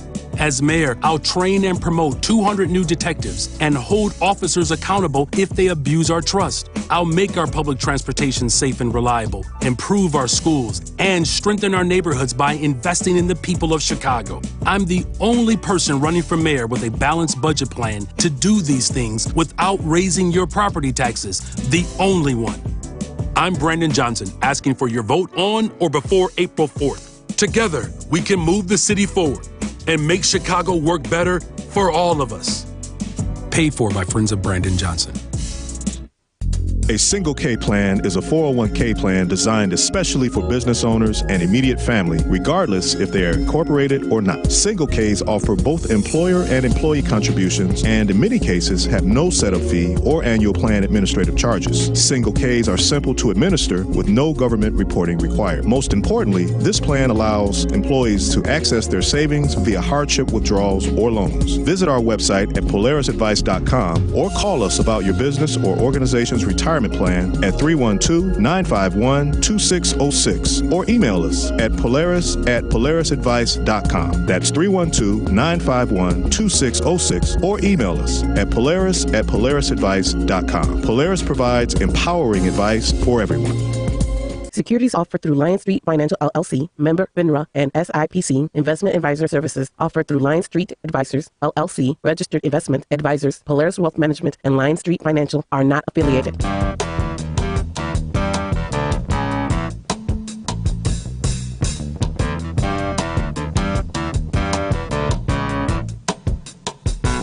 My friends feel it's their appointed duty. They keep trying to tell me all you want to do is use me. But my answer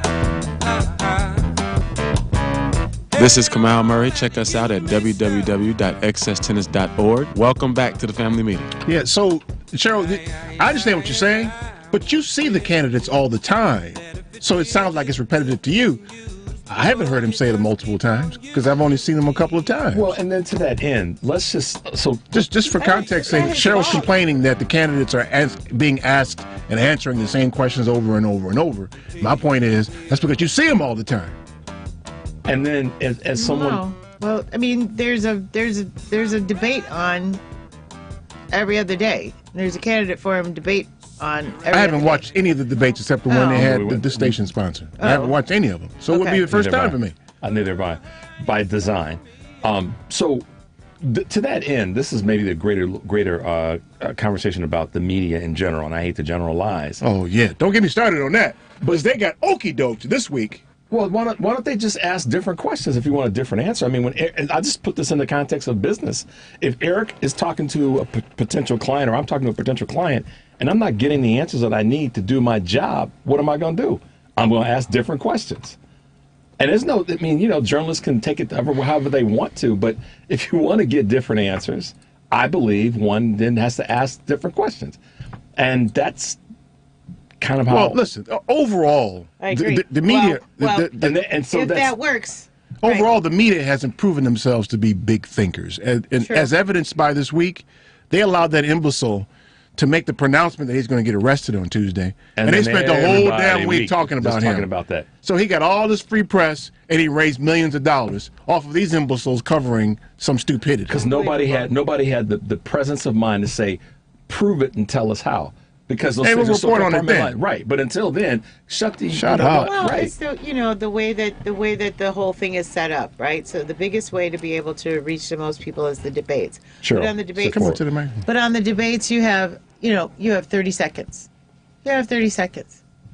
They can't say anything in 30 seconds. What they can say is you have to stick to your talking points and go ahead and get your talking points out as quickly as you can in 30 seconds. And then they might have a follow-up question, but usually not. Although a couple of them have done follow-up questions and said, okay, but the question was this. I need you to answer the question and give them the chance to do it. I disagree, though. I disagree. A skilled communicator. That didn't happen, right? Well, I mean, a skilled communicator can tell you something in 15 seconds. But you haven't watched the debates, admittedly. I watched one of them, but right. I don't. If you watched none of the candidates struck me as skilled communicators. Even the current final candidates. Brandon is a very skilled communicator. He is, but he can't squeeze it in 30 seconds, though. But 30 isn't his best format. I would say on the ones where there's 30 seconds to. I think there was one where there was 45 seconds, and he's much better. But he's a very eloquent gentleman. His thoughts are in order and so forth. And he sticks to it. He sticks to it. You can't pull him off. You can't push him over there. He knows what he wants to say, and he says it, right? So I don't mind 30 seconds. I mean, I want a skilled communicator who can get it in 30 seconds. Yeah, too many times the candidate, the person is worried about what they're gonna say that's not right or palatable. Yes. And then they get caught up in and that imbecile had a campaign speech down in Texas he this week. He doesn't worry about those kind of things. I mean, but listen, didn't he talk for like 2 hours or something? Yeah. That's stupid. Unbelievable. That's stupid. That's a person who is not equipped to communicate effectively. Well, but it is, but it's also because the people who go to that are crazy, and that's what they want. He communicates very effectively. He actually does, because he communicates the audience. Don't get me started. I'm going to get on the phones. I'm going to get on the phones before y'all get started on that. To the people that he's talking to the people that he wants to communicate to. Yeah. He gets right on the level where they are, and he stays there. He don't come up off of it ever. He communicated very effectively on January 6th. He communicates. They get his messages. It's terrible, horrible, reprehensible. Let me get mad in here. Disgusting. Let me get mad in here. But it is what it is. What's up, Matt? Matt. Well, first of all, it's Sunday, and you know what that means. That means Adrian's probably drunk as hell somewhere. But that's besides the point.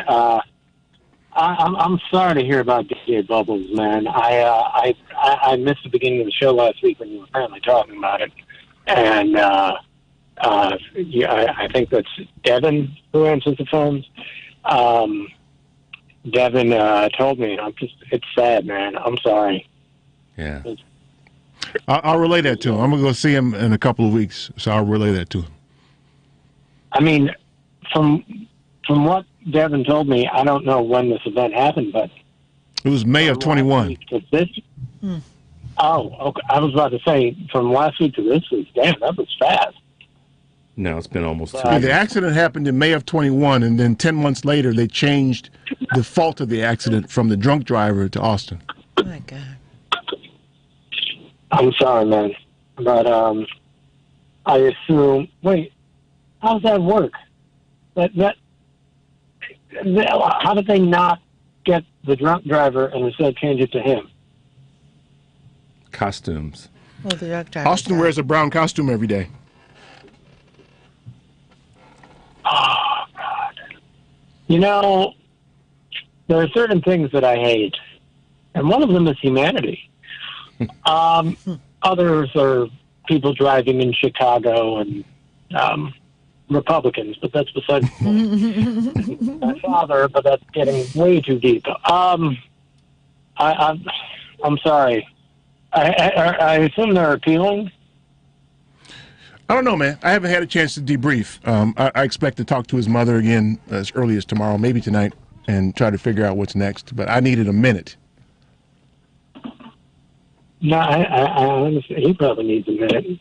But 20 years for was. Well, they suspended all but 18 months, so he's going to be there. Well, the maximum to be there is 18 months. So just really quick, because I did miss last time's show. He was part of the accident, but he didn't cause it. The drunk driver caused it. The drunk driver ran a stop sign in front of Austin, and Austin T-boned them. Okay. Neither one of the occupants of the car had seatbelts on. In the driver's car, in the drunk driver's car. Right. So there were 3 people in there, and the driver lived. His friends died. No. The driver and the passenger died. There was 2 people in the car. The driver and the passenger died. Both of them were drunk. Neither one had their seatbelt on, and they ran a stop sign. So the driver, they can't go after. They can't go after the driver even if they wanted to. Yeah, he's gone. He's passed away. He's gone. Oh, God, I can't. You know, people, be safe, be happy, hug your loved one, and do what Adrian does. Get drunk in his backyard and listen to the damn show. Bye. All right, man. Thanks, Matt. Let's get Dave calling from Hoffman Estates here. Hey, Dave, what's new, man? Hey, Eric, Richard, show. I got a 2-parter. One on that former officer you knew. He was a D.C. police officer, you said? Clint? Yeah, Austin Smith. And you said what? He had, to quote you, dumbass. Was it the lawyer? Was it a court-appointed lawyer? It was one of the attorneys that the police union recommended to him. Okay, that was my next question. That it being FOP, wouldn't they supply him a lawyer, for one? The FOP turned their back on him. Not a single police officer was in court that day in support of Austin. Wow, paid all those dues for the FOP and then throw you under the rug. Like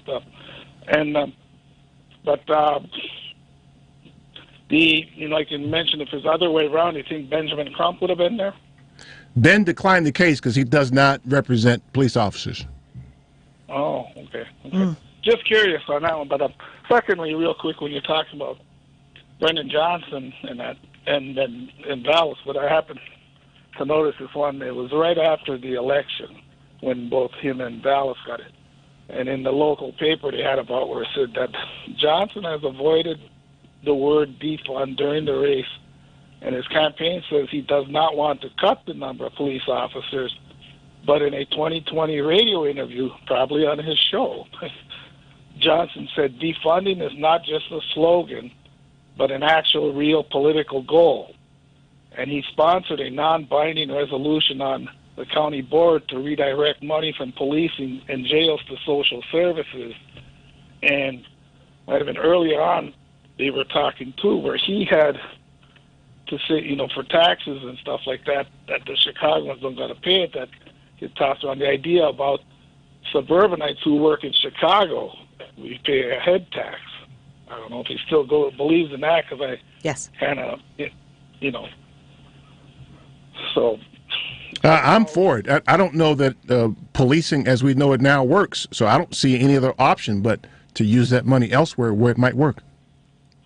Yeah. Well, they had, who was it? Was it when Rahm came in or whatever, he was going to bring in 1,000 officers that time, or 500 officers rather, and wasn't at the same time you had 500 were retiring, so you weren't exactly replacing them. You were just, shuffling the shells around.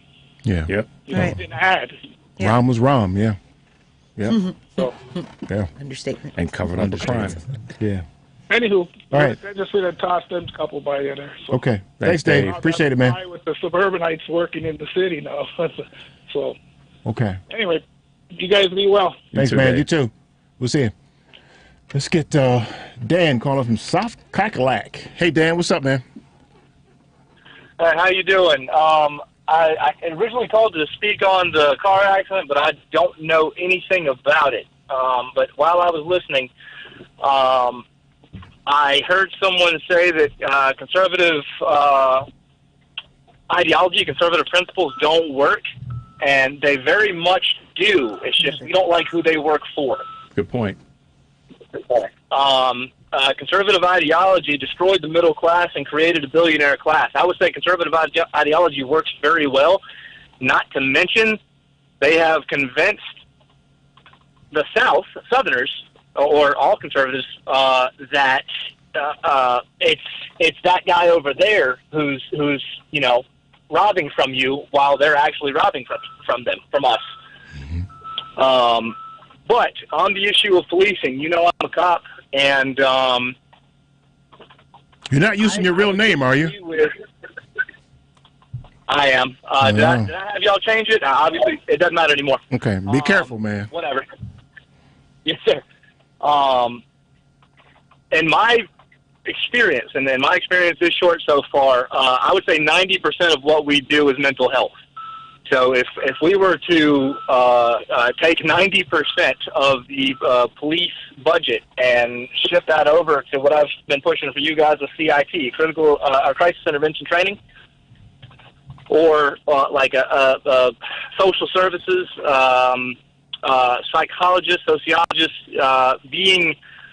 doing what we do, get in a car and you respond to the call. Now you may need me for backup, just in case it gets a little more violent than we hope for, but they should be the primary. Not to mention that would get me back home, because I know 12-hour shifts, and especially the night shift, is destroying my family.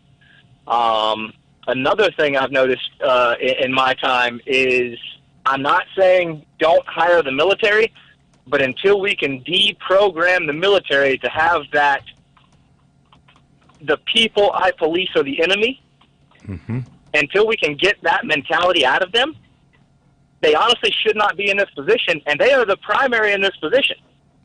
I can tell you, I'm having a hard time with some of my superiors, because my superiors believe that if you're not military, you shouldn't be in this job, and I wasn't. Yeah. So that dynamic change in Bush 1's administration, when the change in funding and armaments came into metropolitan areas, right after the invasion of when they sold them, not Iraq, but Kuwait. Kuwait.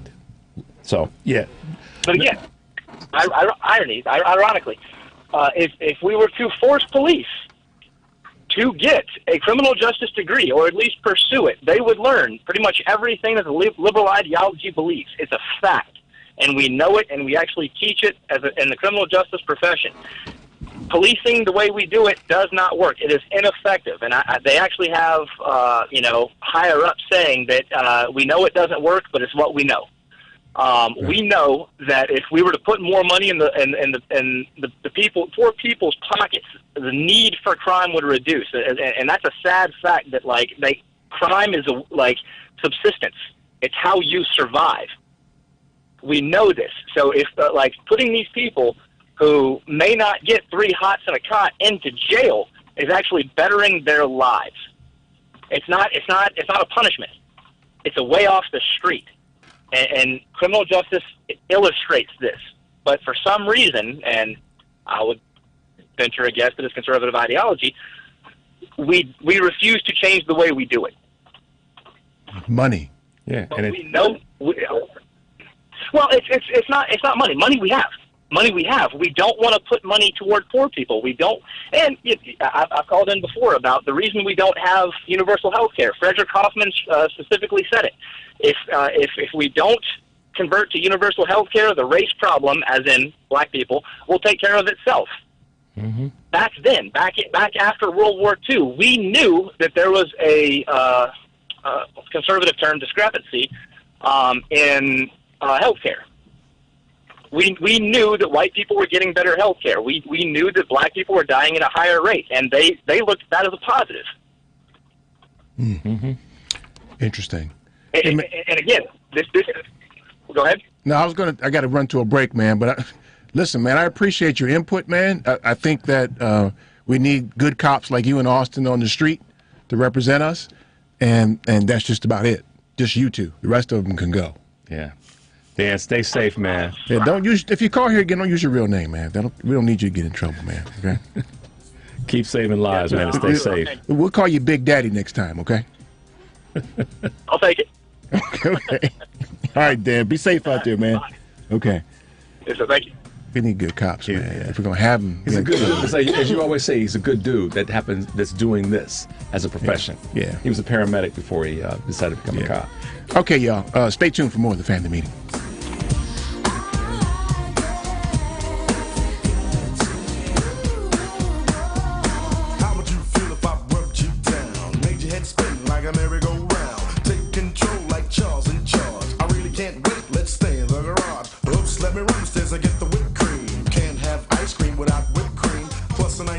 Hello, I'm Michael Hinton, assistant principal from Paul Revere. Go Raiders. Keep listening to the Family Meeting.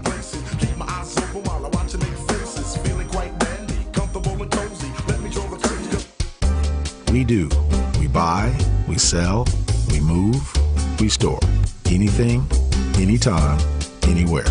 We are We Do, the company that handles all your stuff. If you have anything that you want to do something with, please call us. We buy, sell, move, store, donate, discard. Anything, anytime, anywhere. eBay plus U-Haul equals We Do. We are moving at the speed of life. Call Terry Calloway, 312-343-9973, or via email, contact him at terrycalloway58@gmail.com.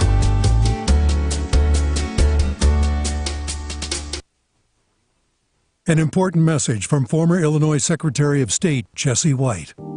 I love Chicago, and like you, I'm concerned about our city's future. That's why I'm supporting Paul Vallas for mayor. I have known Paul Vallas for 40 years, and I trust him. Paul will work with our community to fix what's broken. He'll make sure that our streets are safer, ensure that every student has a great school, and allow small businesses to thrive. He's delivered before, investing $2.8 billion to build better schools in underserved communities and close the racial achievement gap. As mayor, Paul will make sure that the south and west sides of Chicago finally get the investments they need. Paul will be a mayor for all Chicagoans. Paul Vallas will be a mayor who delivers for us. Join me in supporting Paul Vallas for mayor. Paid for by Vallas for Mayor.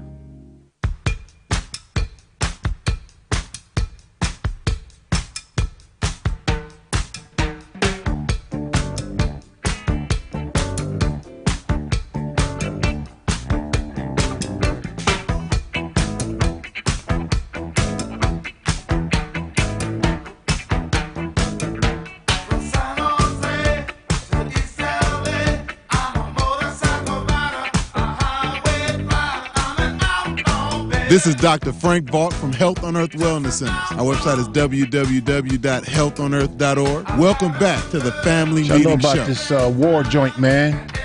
The Outlaw, baby. Yeah. I know about this. I'm an outlaw, baby. Okay, y'all. So listen, our time is short now. We got about 15 minutes left in the broadcast, and we still got to get Tommy in here. So, Tommy, man, come on, man, get it in, man. Let me get you guys in now. But this, no sermons.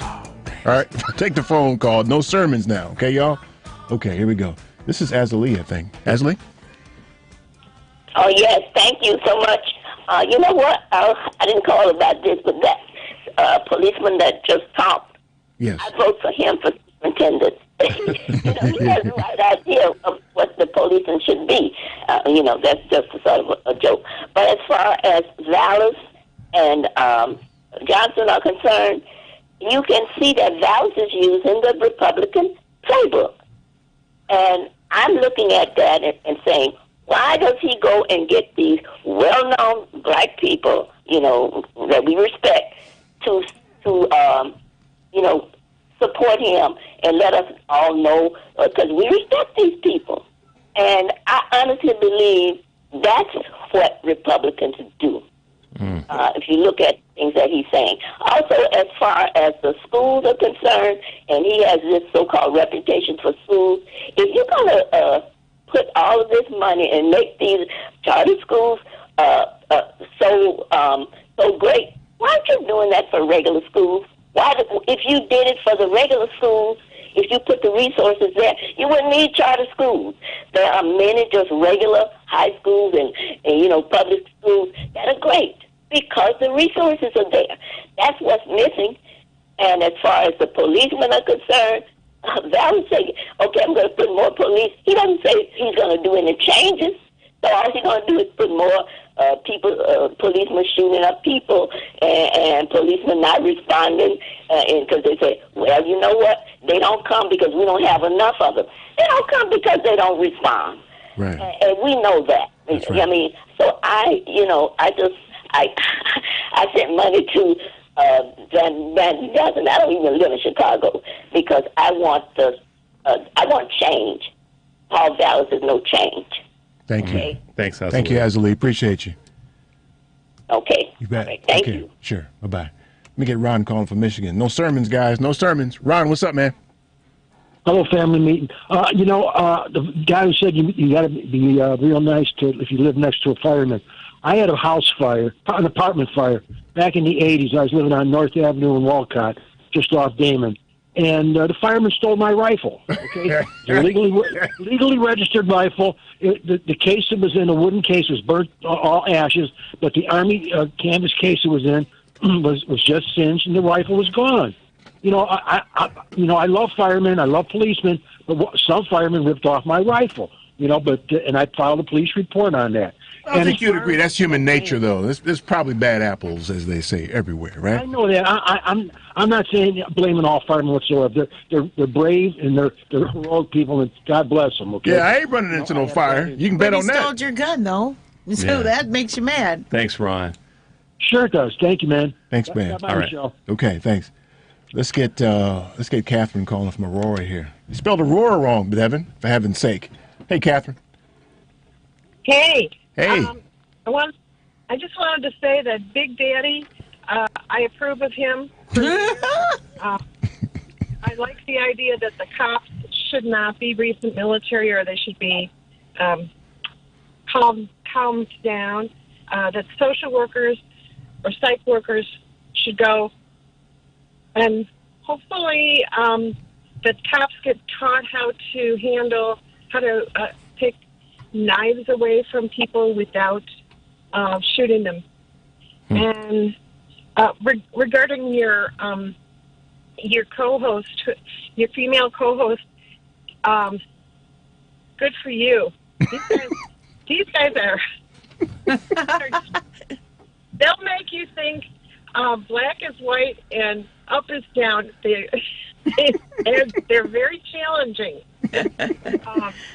So Catherine, you rolling in here telling us how it is, huh? That's what it's all about. Right. Catherine going to come in here and lay down the law. Right. She's going to get Thank the you, sisterhood Kathy. Thanks, She's going to talk about us like we're not sitting here listening to her. Right. I know. Like we're not even in the room. Right. Basha. These guys. These guys. Thanks, did you give Catherine. her a these guys, Catherine? Is that what you just did? Them guys over there. Yeah. She said yes. I ain't even in the room, man. Yeah, no. Guys. I can hear you. We know you're there, Catherine. I love listening to you, but when I get off the phone with you, my mind I get so confused. You need to stop smoking weed, Catherine. No, well, you maybe need to get some weed to calm down. That's not us. And one last thing. Okay. Kim Fox and crime decreasing. How she says that crime is decreasing. It reminds me of when I had an investment advisor at Morgan Stanley who kept telling me my investments were good and I was making money when I really wasn't making any money. She was making money. Right. Yeah. That's an interesting analogy. I like that one. Yeah. Catherine, be well, okay? Thanks, Catherine. You too. Okay. Bye-bye. Bye-bye. We got Catherine confused. I think that's your fault. That's okay, fine. I didn't do it.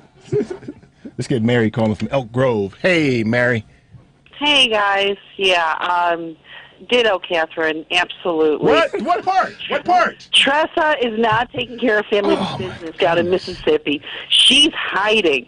She's like, I had enough. I'm just going to stay down here. So now Mary and Catherine gonna roll in here and just like put the block. You know on we us. fight girls too. You know that, right? We do fight girls. We got sisters in our You family. know that I will. If they go low, I will kick them. And if someone tells me their kid did well in remote learning, I will punch them in the face. So okay, no, I don't trust Vallis. I don't trust him. I don't trust him. I don't trust him. And I liked what the previous caller said. I don't want to say his name. Big Daddy. 90%. Yeah, Big Daddy. Okay, yeah. 90% of his calls are mental health. So what does that tell you? You know? Well, that's not in Chicago, though. You know, that's in South Carolina. No, there is a mental health problem, and as far as like these young kids, you know, these young kids committing these crimes. There was a couple that was mugged in a very nice neighborhood, and they were mugged, and young black youth, and I commend one of the victims. She was on the news, and she said, "How did we fail them? How did we fail them?" So maybe the police department doesn't need as much money as we're, you know, shooting into them. Maybe our schools do. And is the charter schools? No, that does not sound like a good idea. We need neighborhood schools, and we need the money to go to the neighborhood schools. And we need social workers, counselors, nurses. I mean, I can't tell you how many kids are on meds these days. And who's supposed to distribute that medication? Yeah, what are they? It's a pipeline from the schools to the prisons. Someone's making money here, folks. Yeah. Someone's making money. Yeah. Yeah. Are you through with this? Are you through with this sermon now, Mary? Are you through with the sermon? No, I'm not. I just want to say one more thing. Okay. It breaks my heart, Austin. Austin breaks my heart. And I read, you know, I was listening to you guys last week, and I went online, and I read every article I could, every single article. And again, I checked on Friday, I didn't see anything, and I checked again, and I read again today, and I read them all, and not one article mentions that the couple in the other car that died, which is heartbreaking. You got 3 lives ruined. It never mentions that they were intoxicated. Mm-hmm. That the driver was drunk, and so there's something funky going on in Maryland. That's right. And my heart bleeds for Austin. And but what good does that do him? You know, another. I'm gonna distribute his address on social media. So write him a letter, but be sure, and I'll say it in my post, do not include extra paper in there. They'll return the whole letter. Okay. Right. And how can I follow you on social media? We're on Facebook at the Family Meeting. I don't do Facebook, but... All right, I'll give it out next week on the air then, okay? All right. Well, I'll have one of my kids do it, and I'll get it from them. Okay. Yeah. Okay. I heartbroken. Yeah. I've heard him. He came on the show, and he talked about what happened on January 6th. Yep. And he's a good one. Good kid. Him and Big Daddy. Good one. That's right. No. Yep. It's wrong. Yep. Thank you, Mary. All right, guys. Okay. Get to Tommy. You bet. Take care. Thanks, Mary. Okay. Bye. Let's see what's on Tom's mind, shan't we? Yep. Tom, what's up, man? I got to do this very quickly because the time is short, so let me just be crystal clear. This is not a choice between the worst of 2 evils or the lack of 2 evils. This is pretty simply clear. Anytime the FOP president would come on a community radio station and say that the first 5 shots into Laquan McDonald was acceptable. Anytime there's any time you want to start talking about education and then don't stop with the fact that the Chicago public school system was rated in the nation.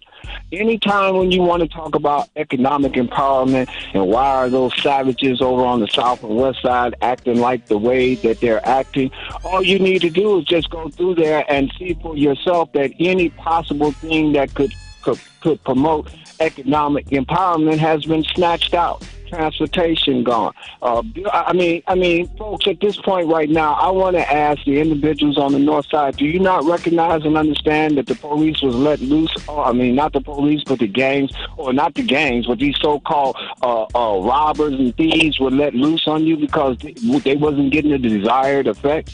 No, this is an election that's the same one that this country had. This is an election that asks individuals, do you want to simply be fair? We need to stop this nonsense and be punching people in the mouth when they're talking about defund the police, because no one ever asked for the police to be defunded. All we asked was that they be held accountable, period. That's it. Keep listening to the family meeting, because being emotional is not where we're at. If we're going to go with the same old thing, then you're going to get the same old thing. But you got an opportunity to do something different. Chicago, stand up and simply do the one thing that we've never done in this city. How about we be fair? Stop! That's our weekly. Thanks, Tom, for getting that in quickly, man. That's our weekly contribution to your community safety. Tommy's throwing bricks through your windows if we don't let him get it out here. Thanks, Tom, for that. Cheryl, tell us where they can find Chicago News Weekly. You have to think about that for a minute? I did.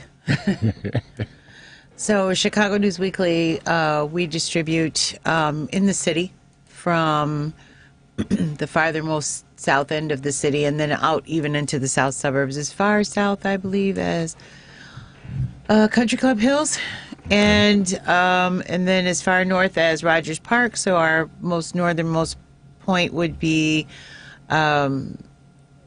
the Howard Line station there, and the Jewel Osco at Clark and Howard. How about a website? Up and down, www.cnwmedia.com is our website. You can see the whole issue there, and our big launch comes this week for our whole website. So we'll have some fancy podcasting, streaming, all kinds of stuff on there. What? www.cnwmedia. And Cheryl's going to be responsible for the family meeting news as well. There we go. At some point. .com. Down the road, yeah. CNW Media. CNWmedia.com. Mm-hmm. We'll make sure we put it on our social media for you as well. Brilliant. Thank you. Brilliant. Yeah. This has been fun. Thank you for having me. You know what? You come anytime. I love being the advocate. You come anytime. You don't even have to say, hey, listen, can I come in 3 weeks? You can say, I want to come tomorrow. I love hearing what people have to say. Yeah, it's fascinating. We get out of our own bubbles.